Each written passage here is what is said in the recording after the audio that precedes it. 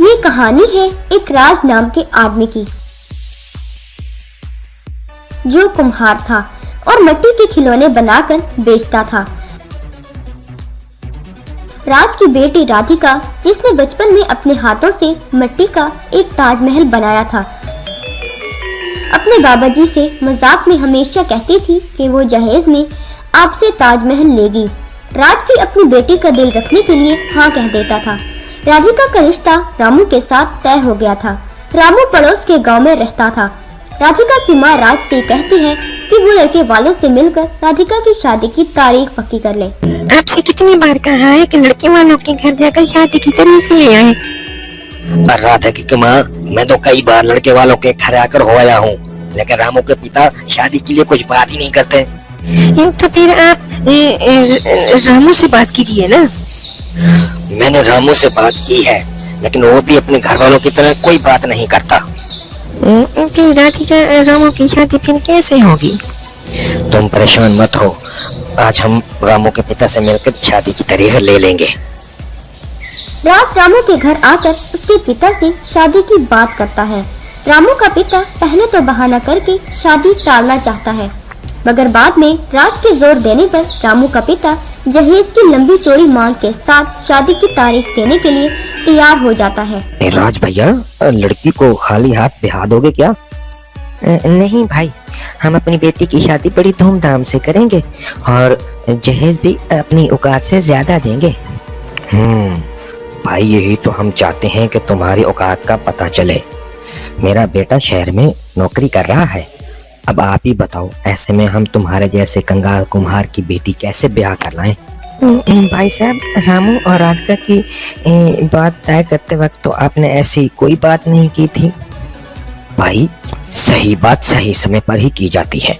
मुझे जहेज में 50 तोला सोना, एक कार, 50 लाख रुपए नकद चाहिए। अगर तुम मेरी ये छोटी सी डिमांड पूरी कर सकते हो तो जब चाहो शादी की तारीख ले लो, हम बेटे की बारात लेकर आ जाएंगे। अगर नहीं कर सकते तो इस रिश्ते को यहीं खत्म समझो। रामू और राधिका का रिश्ता टूट जाता है। राज रोते हुए और मायूस होकर रामू के घर से बाहर आता है। उसकी बरसती हुई आंखों को देखकर मौसम भी बरसने लगता है। राज तेज बारिश में कहीं छुपकर बारिश रुकने का इंतजार करता है। तभी उसकी नजर मांगने वाले बूढ़े फकीर पर पड़ती है, जो लोगों से पैसे मांग रहा था। अरे बाबा, इतनी बारिश में तुम घर से बाहर कहाँ निकल आए हो? अरे बेटा, मुझ फकीर का कोई घर ही नहीं, बस ऐसे ही किसी के दिए हुए टुकड़ों को खाकर और दूसरों की दीवार से टेक लगाकर सो जाता हूँ। क्या कह रहे हो बाबा? तुम्हारा कोई घर परिवार नहीं है?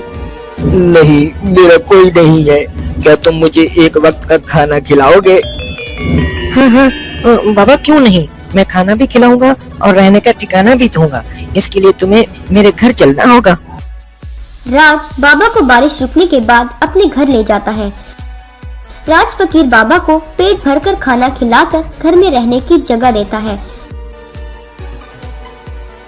अगले दिन फकीर बाबा अपनी असली पहचान बनाकर राज और उसके घर वालों को चौंका देता है। मैं कोई फकीर नहीं, एक बड़ा जादूगर हूँ। तुमने खुद गरीबी और परेशानी में रहकर भी मेरी सेवा की। तुम्हारी ये भावना मुझे बहुत अच्छी लगी। मैं तुम्हारी परीक्षा ले रहा था। परीक्षा? बाबा, आप हमारी कौन सी परीक्षा ले रहे थे? हाँ बताओ, तुम हमसे अब क्या चाहते हो? बाबा, मैं अपनी बेटी की शादी धूमधाम से करना चाहता हूँ, मगर मेरे पास जहेज में देने के लिए कुछ भी नहीं है। तो फिर बताओ, तुम अपनी बेटी को दहेज में क्या देना चाहते हो? बाबा, मैं तो अपनी बेटी को जहेज में ताजमहल देना चाहता हूँ, पर मेरे चाहने से क्या होता है? राधा बेटी, तुम बोलो, क्या तुम भी ताजमहल चाहती हो? बाबा प्लीज, आप हम लोगों का मजाक ना उड़ाएं। फकीर बाबा राधिका की बात पर हंसते हैं।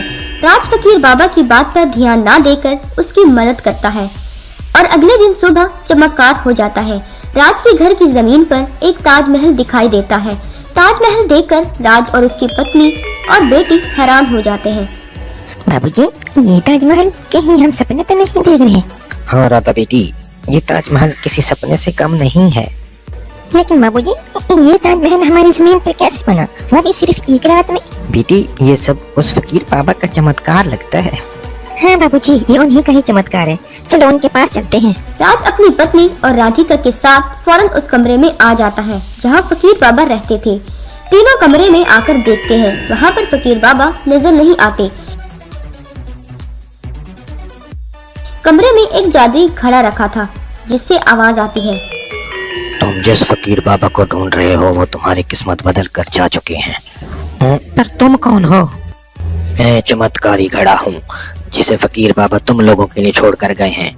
आज से तुम्हें जितने भी रुपयों की जरूरत हो उसे एक पर्ची में लिखकर घड़े में डाल देना और अपनी जरूरत के पैसे ले जाना। राज फकीर बाबा को धन्यवाद कहता है। राज के घर ताजमहल देखने वालों की भीड़ के साथ रिश्तेदारों की भीड़ भी लगने लगती है। अब हर कोई राज की बेटी राधिका से शादी करना चाहता है।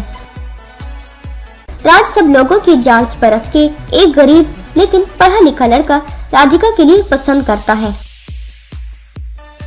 और धूमधाम से राधिका की शादी करके ताजमहल जहेज में दे देता है।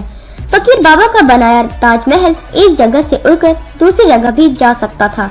राधिका अपने पति के साथ ताजमहल में बैठकर मैके से विदा होती है।